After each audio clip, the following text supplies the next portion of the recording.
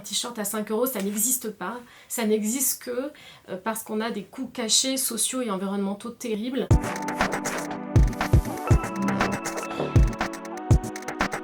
Je m'appelle Nagla Jaltouni, moi je suis économiste du développement de formation. Je coordonne le collectif Éthique sur l'étiquette depuis 2007. Faire en sorte que les multinationales soient redevables et responsables des impacts sociaux et environnementaux de leur activité tout au long de la chaîne de valeur. On va planter la graine et puis cette graine il faut la transformer en fil, puis il faut transformer le fil en tissu, puis il faut teindre le tissu. Le tissu ensuite va aller dans des usines de confection où il va être découpé, cousu, puis il va être emballé, transporté et mis en rayon. Donc il y a 6-7 étapes comme ça et à chaque étape on va avoir soit des dégâts plutôt environnementaux, soit des dégâts plutôt sociaux et qui ont été décuplés par la fast fashion, donc cette mode jetable à petit prix qui nous pousse à consommer tout le temps en volume des vêtements de mauvaise qualité qu'on va vite jeter. On a une vision complètement distordue du vrai coût d'un vêtement, du vrai prix d'un vêtement, et qu'un t-shirt à 5 €, ça n'existe pas. Ça n'existe que parce qu'on a des coûts cachés, sociaux et environnementaux terribles. La culture du coton est responsable de l'utilisation de 25% des pesticides dans le monde. Quand on va utiliser des pesticides, utiliser des matières toxiques, ce sont des matières qui vont se rejeter dans les sols.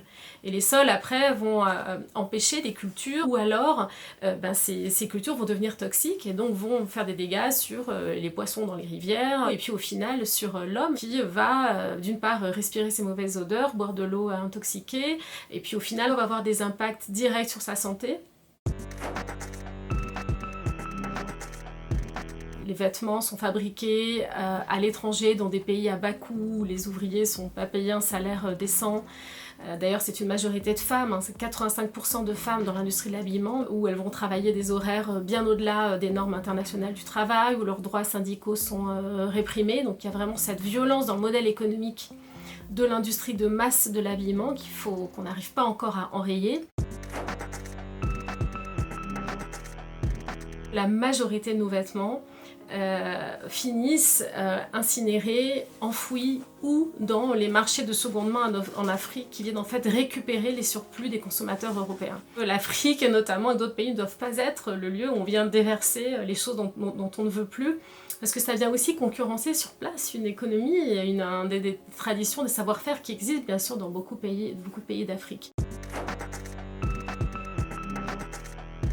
Cet immeuble hébergeait des milliers d'ouvrières qui fabriquaient nos vêtements pour des marques que l'on porte au quotidien. Et donc cet immeuble de 8 étages qui était mal bâti, qui était bâti sans autorisation, avec 3 étages de trop, qui était fait pour héberger des bureaux et n'a pas supporté les vibrations en fait de milliers de machines à coudre. Cet immeuble de 8 étages s'effondre après que les ouvrières en plus ont vu des fissures béantes et ont refusé d'y rentrer. Finalement c'est 1138 ouvrières qui ont péri dans ces décombres et plus de 2000 qui ont été blessées pour certaines très lourdement et donc dans l'incapacité d'exercer à nouveau une activité rémunérée, donc de subvenir aux besoins de leur famille. Il y a eu 2 éléments qui ont très vite alerté les médias et l'opinion publique. D'une part, le nombre bien sûr de morts, ça reste la catastrophe de l'industrie la plus importante dans toute l'histoire de l'industrie de l'habillement. Et rapidement, les marques dont on a pu repérer qu'elles sous-traitaient dans cette usine. Et donc des noms aussi divers que Benetton, C&A, mais aussi Auchan, Primark, toutes sous-traitaient, en connaissance ou pas, mais leur responsabilité est la même dans cette usine qui était délabrée. Et c'est vraiment ce qu'a montré le Rana Plaza. D'abord, il a montré au monde, il a vraiment porté à la connaissance du grand public la façon, les lieux et les conditions dans lesquelles sont fabriqués nos vêtements. Dans des pays très pauvres, à bas coût, à l'époque de l'effondrement du Rana Plaza, les ouvrières gagnaient 28 € par mois. Même au Bangladesh, c'est des sommes plus qu'indécentes, qui permettent à personne de vivre dignement. Et à montrer aussi la question de l'irresponsabilité organisée des multinationales de l'habillement.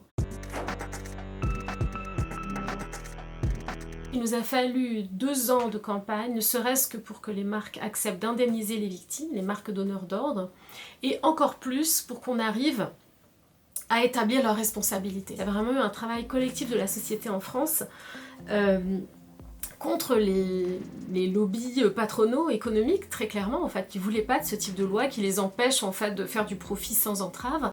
Ce réveil massif nous a permis d'accélérer un travail en France législatif pour faire adopter une des lois les plus importantes aujourd'hui au monde dans le domaine, c'est-à-dire la loi sur le devoir de vigilance des multinationales, qui a été adoptée en mars 2017 en France, après 5 ans de combat. Ouais, je dirais sans hésitation les inégalités insupportables, sachant que c'est le résultat de choix politiques. Tous les mouvements qui ont pu avoir lieu depuis plusieurs années, que ce soit de Occupy Wall Street à Black Lives Matter, les gens ne sont pas dépolitisés, au contraire, mais ont besoin qu'on leur redonne une place dans la société et finalement vont lutter vers des choses communes. En 2-3 ans, on a vraiment progressé avec un passage à l'action directe que je trouve vraiment encourageant.